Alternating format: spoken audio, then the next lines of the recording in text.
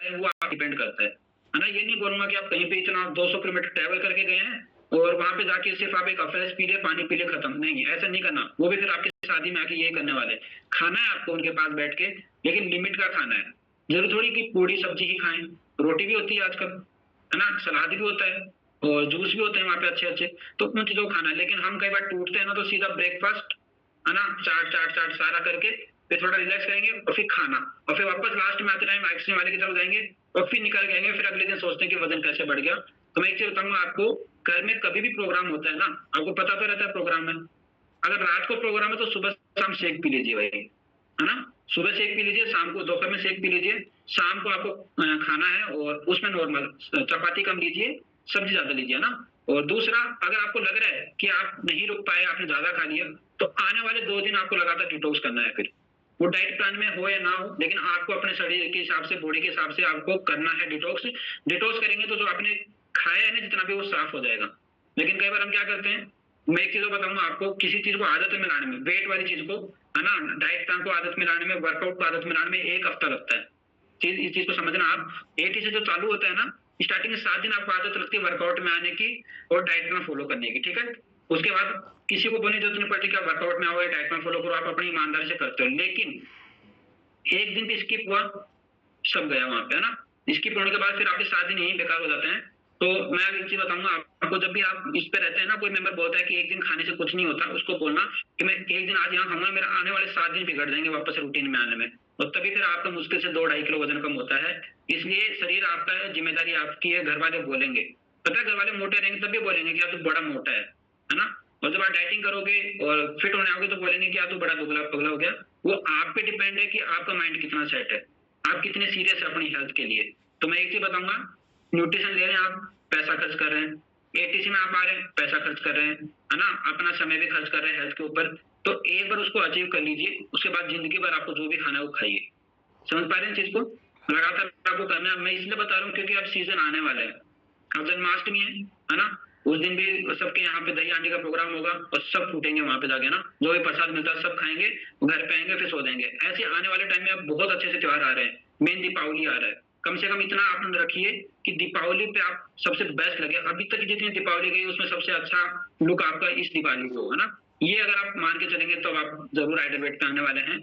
और मैं लगातार इसलिए बोलता हूँ क्योंकि मेरा भी कई बार मन डाइवर्ट होता है ना? मैं भी भले ही आइडल वेट हूँ, लेकिन मेरा मिशन सिर्फ आइडल वेट का नहीं है। मेरे को बिल्कुल पीक फिटनेस पे जाना है, एकदम अच्छी वाले पे, है ना? तो मेरे ख्याल से देखो मैं बताऊँगा, वो आप पे डिपेंड करता है। मेरे को 4 महीने हो गए मीठा खाए हुए, पूरे 4 महीने। उसमें रक्षाबंधन भी गया, बीच में बहुत सारे प्रोग्राम भी गए, है ना?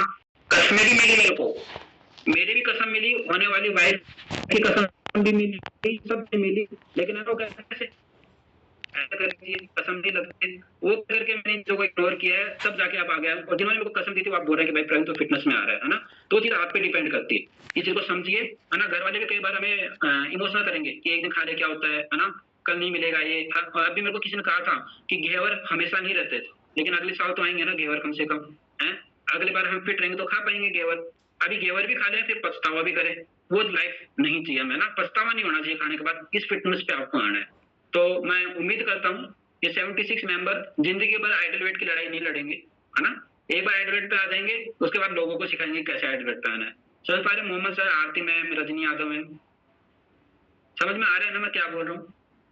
ऐसा तो नहीं कि ऊपर से जा रहा है कि सर आइडल वेट क्या बोल रहे हैं? आइडल वेट यानी आपका जो शरीर भगवान ने दिया उसके हिसाब से जो वजन होना चाहिए ना, भगवान ने जो कैलकुलेट करके दिया, लेकिन हम जो 5-10 किलो एक्स्ट्रा लेके बैठे हैं ना, उसको कम करना है हमें। समझ पा रहे हैं?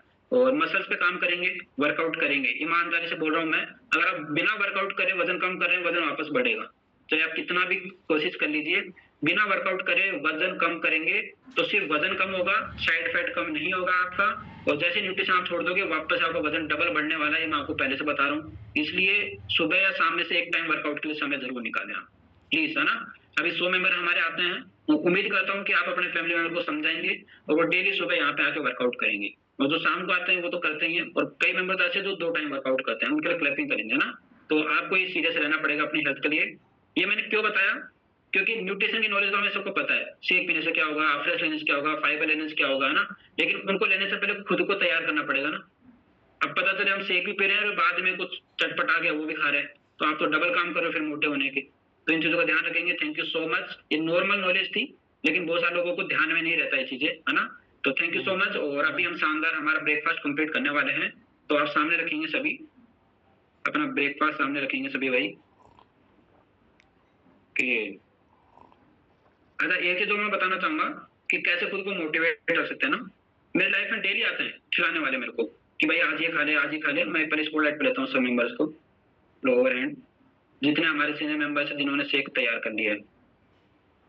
ओके, मोहम्मद सर, देन जितने मेंबर ने शेक तैयार कर लिया एक बार वैसे हैंड रेज कर लेंगे वर्चुअली ताकि उनको पता चल जाए। रजनी साहू मैम,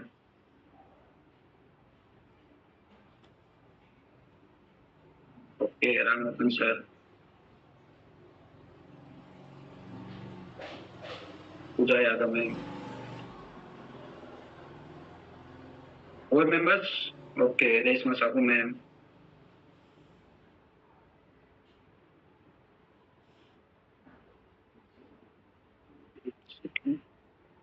आप फ्रेश वाले नहीं आएंगे सामने भाई, है ना। पूनम मैम, आपने फाइबर तो लिया है मैं देखा हूँ, लेकिन शेक है सामने रखिए मैम, सामने। वो कैमरे के पीछे दिखेगा नहीं, आपने शेक ले रखा है ना। और कोई मेंबर है हैंड रेज करेंगे।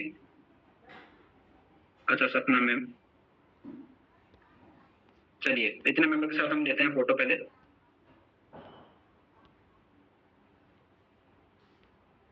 एक सेकंड, चलिए भाई सामने रखिए shake.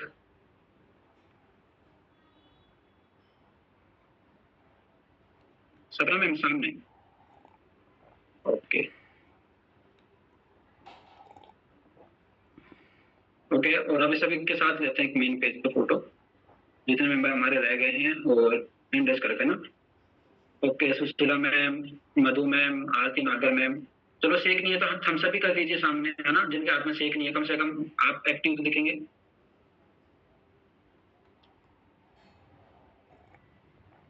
Okay, thank you so much, thank you. और आई होप आप चीजों को सीरियसली लेंगे, है ना। और जो चीज मैं हमेशा करता हूँ, कई बार डिमोटिवेट लगता है ना, तो यूट्यूब पे जो भी गाना आपको पसंद है वो सर्च करिए, हेडफोन लगाइए, और है ना इमेजिन करिए आप जब फिट होके कभी फैमिली फंक्शन में जाएंगे तो लोग एकदम आपको ऐसे देखेंगे, है ना। वो चीज आप इमेजिन करेंगे तो आप इस चीज को सीरियस कर पाएंगे, ठीक है। ये चीजें करते हैं, ये भले ही बचपन वाली चीजें हैं। यूट्यूब पे जाइए, फिटनेस वाले वीडियोस देखिए आप, है ना। जिनको आप आइडल मानते हैं, आपके हीरो हीरोइन, उनको देखिए वो कितना पीक फिटनेस पे है। तो चीज आपको करनी पड़ेगी भाई, थोड़ा बहुत, है ना। तो थैंक यू सो मच। और अभी हम करने वाले हैं डांस, और करेंगे। और कल रहेगा प्रोडक्ट नॉलेज, जो भी बेहतर प्रोडक्ट रहे हम बात नहीं कर पाए उसके ऊपर हम बात करने वाले, करा ना। Thank you. और मैं म्यूजिक शेयर करता हूँ यहाँ से।